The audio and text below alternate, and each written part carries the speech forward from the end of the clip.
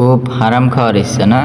এই দেখো সূরা বাকারার 2 নম্বর পারা এবং 4 নম্বর পৃষ্ঠা 168 নম্বর আয়াতে আল্লাহ তাআলা কি বলতেছেন যে ইয়া আইয়ুহান নাস, হে মানব জাতি, কুলু মিম্মা ফিল আরদি, তোমরা খাও, ফিল আরদি জমিন থেকে, হালালান তাইয়্যিবা, হালাল খাবার খাও, পবিত্র খাবার খাও, ওয়ালা তাত্তাবিউ খুতুওয়াতিশ শাইতান, তোমরা শয়তানের অনুসরণ করো না।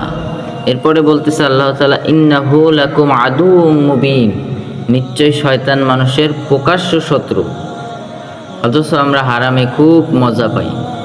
আল্লাহ তাআলা আমাদেরকে এত নিষেধ করেছেন যে আমার জমিনে হালালও হয় হারামও হয়, কিন্তু কি খাবা? ফিল আরদি, আমার জমিনের ভিতর থেকে হালালান তাইয়্যিবা, তোমরা হালাল খাবার খাবা। সুদ ঘুষের টাকা দিয়ে যতই পবিত্র জিনিস হোক, গরু ছাগল কিনে খাই, কুরবানি দিই, কোনো কিছুই কাজে লাগবে না। এজন্য আল্লাহ তাআলা আমাদের বোঝার তৌফিক দান করুক। আল্লাহুম্মা আমিন।